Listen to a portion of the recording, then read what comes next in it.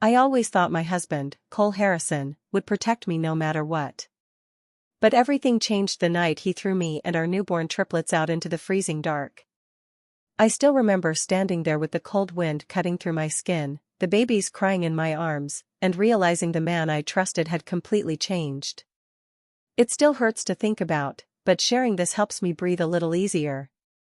Stick with me while I share my story, and if it touches you, don't forget to support our channel by hitting that subscribe button, dropping a like, and sharing it with the people you care about. My name is Ava Miller. I'm 28, a nurse, and until recently, I believed I had a happy marriage. Cole had always been the charming type, the man who could talk anyone into anything. People loved him instantly, and he knew how to smile in a way that made everyone think he was a good man. I fell for that smile years ago, thinking I'd finally found someone who wanted a real family as much as I did. But things started shifting when I became pregnant, especially after the doctor told us I was carrying triplets. It was a high-risk pregnancy, and every day felt like walking on thin ice. I needed Cole more than ever, but instead of stepping up, he began pulling away. He didn't touch my belly. He didn't come to the later appointments. He barely asked how I was feeling.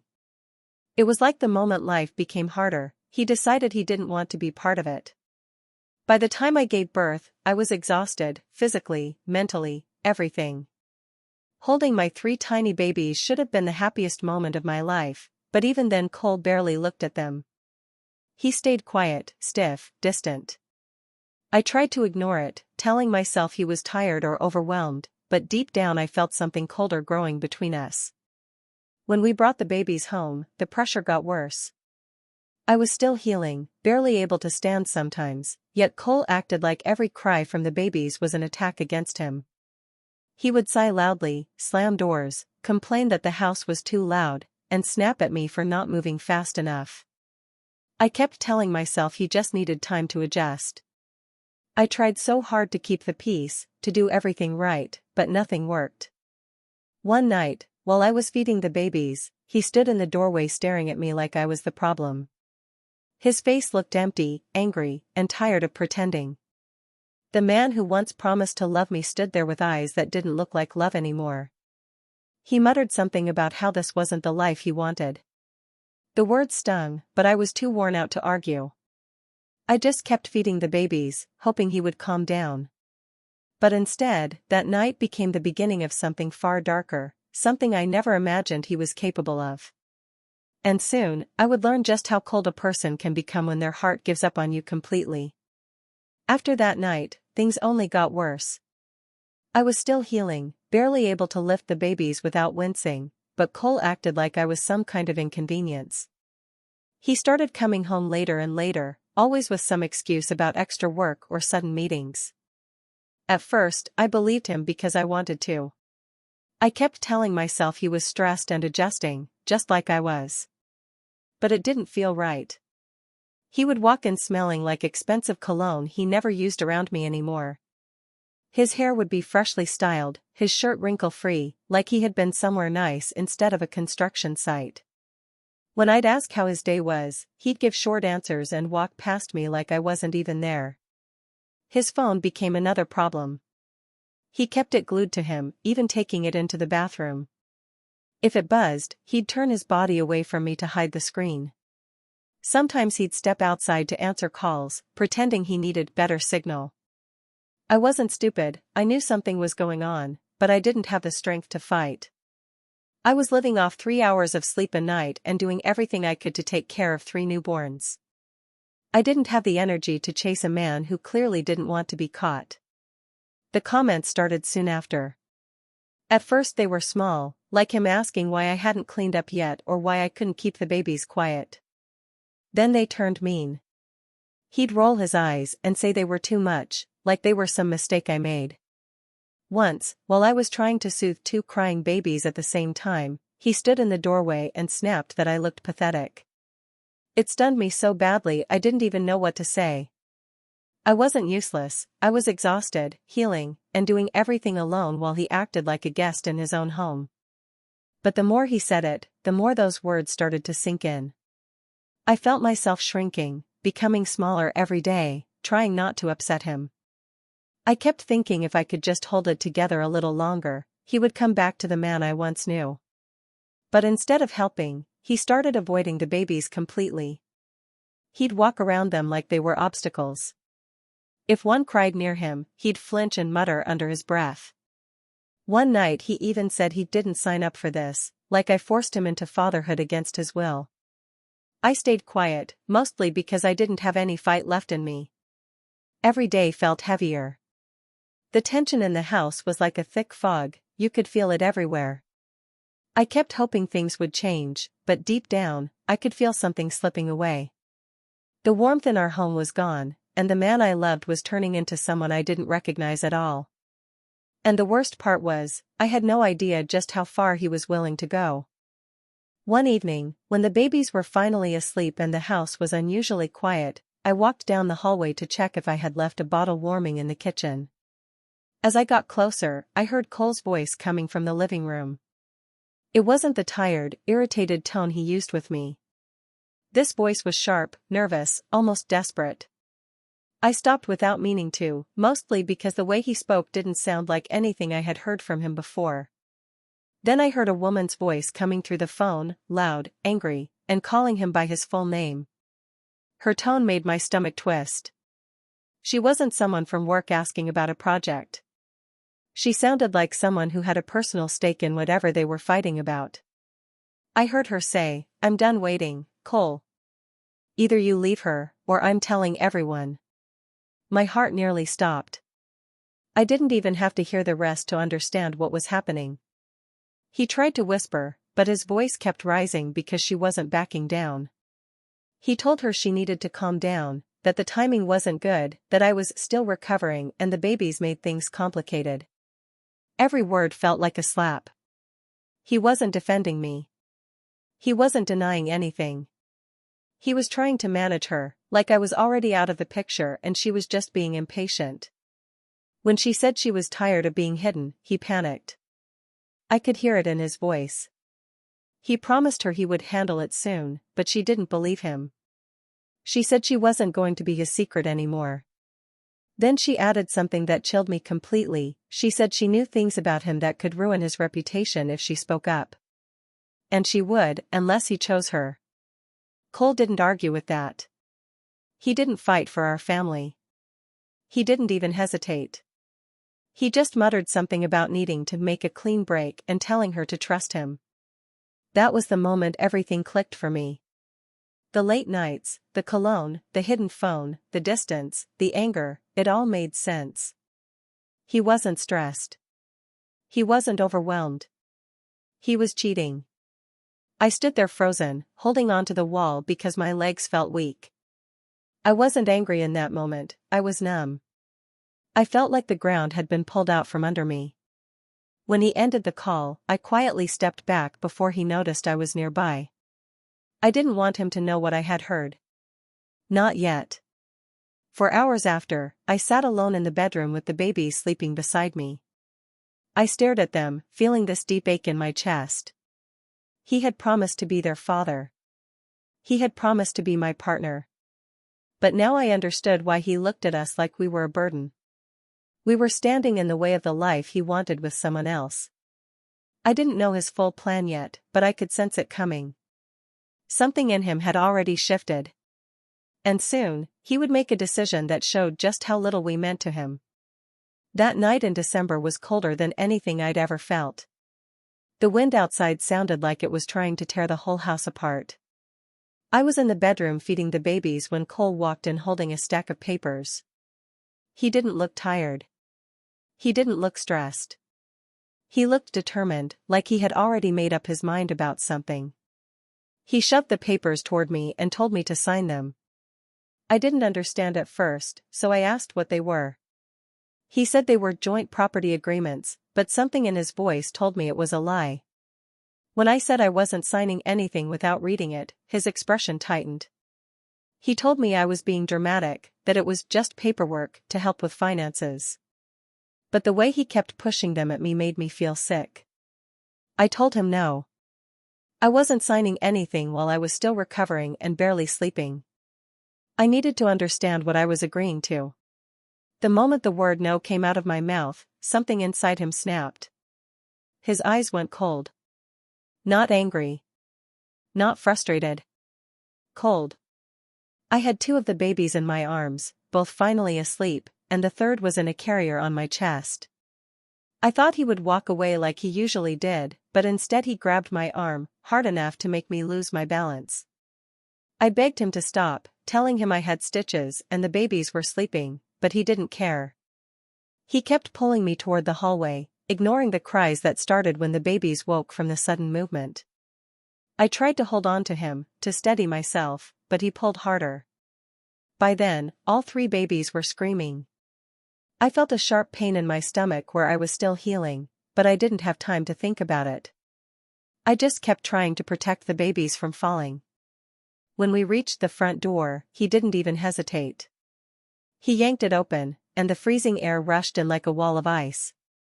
I begged him to stop. I told him the babies could get sick, that I wasn't healed, that we could talk. But he didn't want to talk. He leaned close, his voice low and emotionless, and said, "You're on your own now." Then he shoved me out. The shock of the cold hit me so hard it stole my breath. I stumbled and almost fell, trying to keep the babies from slipping out of my arms. My stitches pulled so painfully I felt something warm trickle down my leg, and I knew I was bleeding again. Before I could say a word, he threw the diaper bag out the door. It landed in the snow with a dull thud. And then he locked the door. Just like that. No hesitation. No guilt. No pause. I stood there shaking, the snow soaking through my socks, the babies crying against my chest, my body aching and bleeding. The cold was so sharp it felt like needles on my skin. I kept knocking, hoping he'd open the door and realize what he'd done. But the house stayed dark and silent. He didn't come back. For the first time in my life, I truly felt alone. Completely alone, with 3 newborns depending on me, and no one else in the world willing to open that door. The cold became unbearable within minutes. My legs were shaking, my hands were numb, and the babies were crying so hard their little bodies trembled against me. I tried to move, to walk somewhere, anywhere, but my body was too weak. I hadn't healed yet, and the bleeding wasn't slowing down. Each step felt like stepping through water that kept getting deeper and colder. My vision blurred from the wind and the pain. I don't know how long I stayed out there. Maybe a few minutes, maybe longer. All I remember is sinking to my knees in the snow, trying to shield the babies with my body. My arms felt heavy, and I kept whispering to them that I was sorry, that I was trying. Their cries were the only sound in the night. I must have passed out for a moment because the next thing I heard was a voice calling my name. I looked up and saw a figure moving toward us. It was Marjorie Thompson, the elderly woman who lived 2 houses down. She always waved at me when she saw me outside, but we had never spoken much. Yet the look on her face when she saw us was pure shock and fear. "Oh dear Lord, Ava, what happened?" she said, dropping everything she was carrying and rushing to us. She didn't wait for an answer. She lifted the baby carrier off my chest with surprising strength, carefully took one baby into her arms, and told me to lean on her. I didn't have the energy to resist. I let her guide me up, and we walked slowly toward her home. Every step felt impossible, but she kept talking softly, telling me she had me, telling me the babies were safe. When we reached her house, the warmth hit me so suddenly I nearly fell again. She helped me sit on the couch, wrapped blankets around me and the babies, and turned up the heat. She moved quickly, like she'd been preparing for this her whole life. She handed me warm towels, then rushed to the kitchen to heat up soup. I didn't even have the strength to lift the spoon, so she helped me eat a little at a time. The babies calmed down once they were warm. She wrapped each one in soft blankets and rocked them gently. Seeing them finally resting made something inside me loosen for the first time in hours. She asked no questions at first. She just focused on making sure we were safe. After checking the babies, she looked down at my legs and saw the blood. Her face tightened with worry, and she immediately called a local doctor she knew. He arrived quicker than I expected, and he gently checked my stitches and bleeding. He told me I had been lucky. Another 30 minutes in that cold could have caused serious damage to me and the babies. When everything settled, I finally broke down. I couldn't hold it in anymore. I told Marjorie the truth in a shaking voice, that Cole had pushed us out, that I had nowhere to go, and no money left because he controlled everything. Saying it out loud made it feel even more real. She didn't judge me. She didn't question my choices. She just placed a warm hand on my shoulder and said, "You're safe here. You and those little angels are not going anywhere tonight." In that moment, I realized something important. I had lost my home, my marriage, and the man I trusted. But I still had my babies.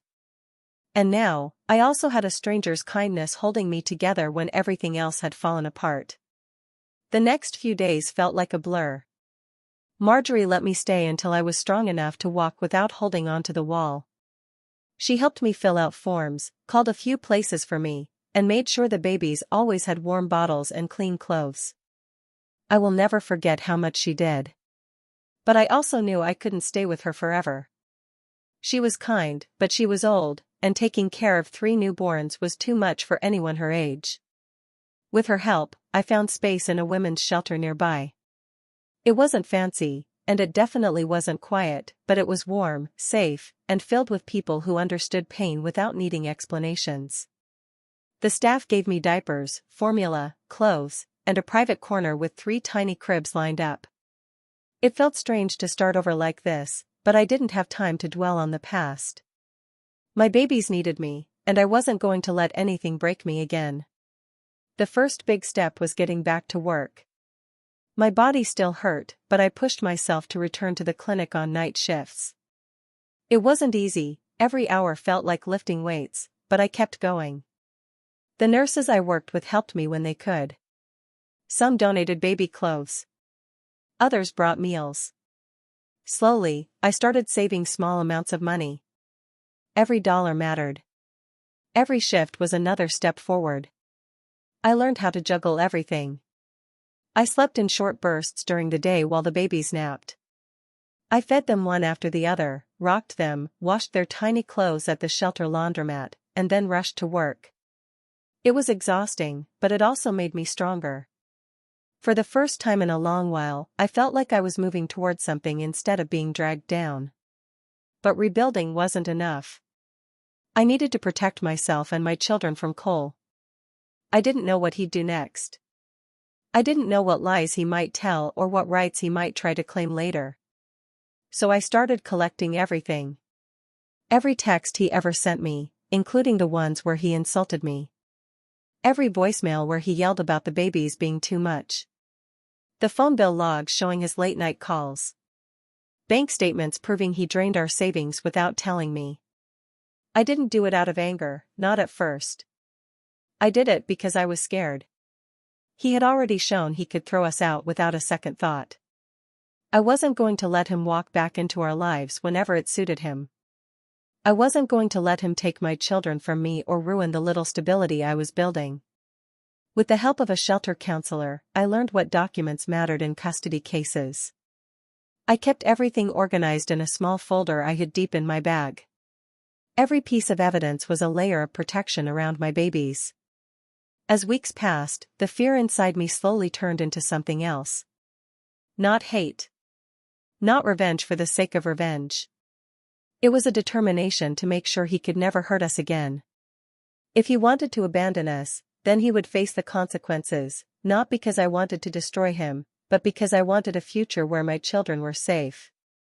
I wasn't the same woman he threw out into the snow. I was stronger. Tired, but stronger. And I was quietly building a future he would never control again. When I finally felt steady enough to take the next step, I knew I needed someone who understood the law better than I ever could. One of the counselors at the shelter gave me the name of an attorney who handled cases like mine.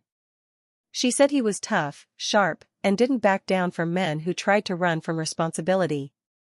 His name was Daniel Brooks. Walking into his office with 3 babies in a stroller and a folder of evidence in my bag felt unreal. I was nervous, unsure if anyone would believe me, or if my story would sound too horrible to be true. But Daniel didn't look surprised at all. He listened quietly while I told him what happened, every detail, from the late nights to the cheating to being thrown into the snow with newborns. His jaw tightened when I got to the part where he locked the door on us. When I finished, he didn't hesitate. He said, "Ava, we're not just fighting back. We're protecting your family. And we're doing it the right way." He helped me file for full custody immediately. Not shared custody.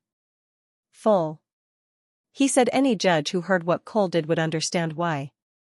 Then we filed for child support and spousal support, because Cole had left me with nothing on purpose.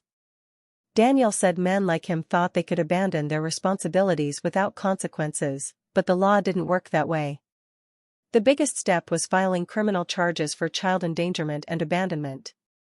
Daniel explained that leaving a woman recovering from childbirth and 3 newborns outside in freezing temperatures wasn't just cruel, it was illegal. Hearing that word, illegal, made something shift inside me. For months I carried guilt and shame, like I'd failed somehow. But now I saw the truth, I wasn't the problem. He was. When Cole finally learned what was happening, he exploded. He called me nonstop, leaving angry voicemails saying I was overreacting, that I was trying to ruin his life, and that I was unstable from childbirth. He tried to flip everything, make it sound like I had imagined it all. But I didn't respond. I saved every voicemail, each one more frantic and angry than the last. Through his lawyer, he claimed I had lied about the night he kicked us out. He said I left on my own. He said I was emotional, dramatic, mentally unwell. All the usual insults men use when they run out of excuses. But Daniel wasn't fazed. He slid my folder across the table to the judge, screenshots, call logs, bank withdrawals, messages, and the doctor's report from the night Marjorie found me. Every piece of evidence backed up my story. Every detail painted the truth he was trying to hide. Cole's confidence started cracking. The more he tried to defend himself, the more guilty he looked. He wasn't in control anymore. He wasn't the charming man people used to admire. He was a father who abandoned his newborn children in the snow. For the first time since everything began, I felt like I had power again, not by yelling, not by fighting, but by standing there with the truth on my side. And Cole was finally realizing that the woman he thought was weak had become someone he couldn't intimidate anymore. Ava stayed focused on her new life, doing her best to keep things steady for the triplets. She woke up early, went to work, came home tired, and still took care of her babies with patience and love. Her days were long, but they were peaceful compared to the chaos Cole had brought into her life. She no longer felt scared of what tomorrow would bring. Instead, she felt something stronger growing inside her, quiet confidence. While Ava kept her head down, Cole's life began to fall apart piece by piece. The affair he had been so proud of suddenly became a burden. Riley grew tired of his constant stress and excuses. When she learned he was being investigated for shady business practices, she quickly stepped away. Cole thought she loved him, but she only loved the life he could give her, and now that life was disappearing. She didn't want to stand beside a man who looked like he was about to lose everything, so she walked out, leaving him alone with his problems. At the same time, the business Cole had built with lies finally started catching up with him. Daniel's team dug deep into his finances and uncovered things Cole never thought anyone would see. Investigators questioned him, clients backed out, and partners refused to be associated with him. Slowly, his reputation, money, and confidence began to fade. He tried to blame everyone else, but the truth was simple: he had done this to himself. While Cole fell, Ava quietly rose. She didn't brag or celebrate. She just kept moving forward. She found a small rental home, nothing fancy but safe and warm. She painted the walls herself, fixed small things around the place, and made it feel like a real home for the triplets. Every small improvement reminded her that she was building her future with her own hands. At work, people started noticing how dedicated she was. She stayed late when needed, helped patients with kindness, and never complained. Her coworkers respected her, and some even admired her strength. She didn't tell anyone details about her past, but they could sense she had survived something heavy. Instead of seeing her as a victim, they saw her as someone rebuilding her life with quiet determination. Ava didn't track Cole's downfall, but pieces of news reached her through Daniel. Hearing how things were collapsing for Cole didn't bring her joy, but it brought her peace. It felt like life was finally balancing itself.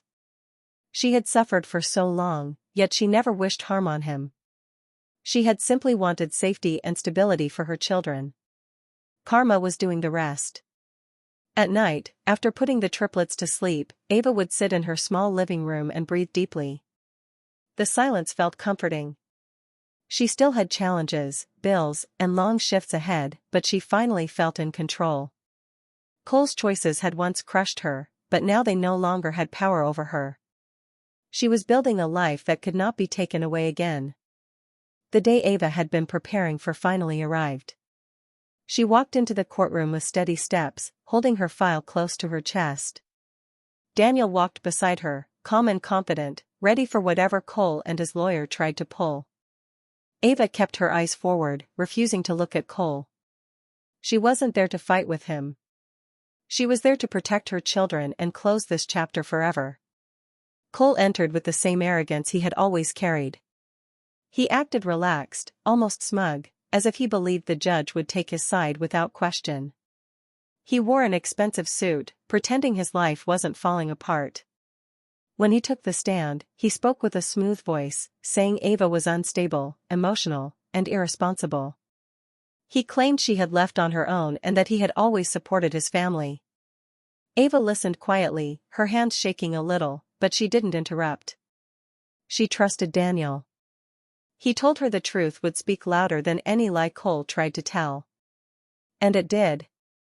When it was Ava's turn, Daniel stood up and said he had evidence to submit. The judge allowed it. Daniel pressed a button on a small speaker, and the courtroom filled with the sound of Cole's real voice, raw, harsh, and cruel. Everyone heard him yell at Ava. They heard him threaten her. They heard the sound of the door slamming while newborn babies cried. They heard him telling her to get out and freeze for all I care. For a moment, no one moved. The courtroom became so silent it felt like the air had been pulled out of the room. Even Cole's lawyer looked shocked. Cole's face went pale, and the confidence drained from his eyes. He tried to speak, but the judge raised a hand, stopping him instantly. It was over. The judge didn't need long to make a decision. He spoke clearly, firmly, and without hesitation. He said that Ava had been telling the truth all along. He said no parent who loved their children would ever force a woman and newborns into the cold. He said Cole's behavior was dangerous, selfish, and unacceptable. Then came the ruling. Ava was granted full custody. The judge said Cole had no right to raise children he had put in danger. Cole was ordered to pay a large amount in monthly support, making sure the triplets would never struggle because of his choices. Ava was given full rights to stay in the marital house if she wanted, and Cole was removed from any claim over it. A restraining order was placed against him, preventing him from coming near Ava or the babies without legal permission. Cole's shoulders fell as the judge spoke. He tried to argue, but his words broke into sobs. For the first time, he truly understood that he had destroyed everything by his own hands. No one else had done this to him. He had done it to himself. Ava walked out of the courtroom feeling something she had not felt in a long time, freedom. She didn't smile or celebrate. She simply took a deep breath, held her head high, and walked toward the life she had fought so hard to rebuild. A year later, Ava finally felt the life she had been fighting for. After months of saving every penny she could from her night shifts at the clinic, she found a small, cozy home that felt perfect for her and the triplets. It wasn't a mansion, and it didn't have fancy decorations, but it had warmth, space for the babies to play, and a quiet backyard where they could run safely. The moment she stepped inside, she felt a weight lift from her shoulders. This was hers. All hers. A place where no one could hurt her or her children again. She invited Marjorie over, and the elderly neighbor smiled as she walked through the door. Ava explained that she wanted Marjorie to be their honorary grandmother, someone who had saved them when they had nowhere else to go. Marjorie's eyes filled with tears as the triplets ran to her, giggling and reaching up for hugs. It was the kind of happiness Ava had dreamed about for so long, a sense of family, love, and safety, built from scratch. Cole, on the other hand, had vanished. He moved out of state, broke, ashamed, and fully aware of the life he had thrown away. He tried to reach out once or twice through lawyers, asking if he could see the children, but Ava refused. There was no bitterness in her refusal. There was only protection. She didn't need to gloat. She didn't need to call attention to his failures. Her victory was quiet, simple, and complete. She was living the life he could never be part of. Ava decorated her home slowly, piece by piece, making it feel like a real haven. The triplets had a room full of toys and books. She painted the walls soft colors, added little plants on the windowsills, and hung family photos on the wall. The space wasn't about luxury, it was about comfort, safety, and love. Every time she looked around, she felt proud. She had done this herself, without anyone controlling her or her family. Evenings were her favorite time. After long days at the clinic, she would feed the triplets, bathe them, and rock them to sleep. Their soft breathing against her chest reminded her that she had survived.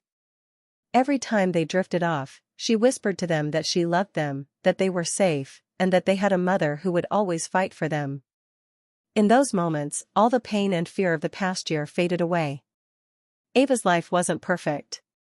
There were still challenges, sleepless nights, and bills to pay. But she no longer felt helpless or afraid. She had strength, courage, and control over her own life. She didn't need revenge through cruelty or anger, her revenge was far stronger than that. Her revenge was living well, happily, and peacefully with her children, knowing that Cole could never take it away. That truth, that survival, was her ultimate victory.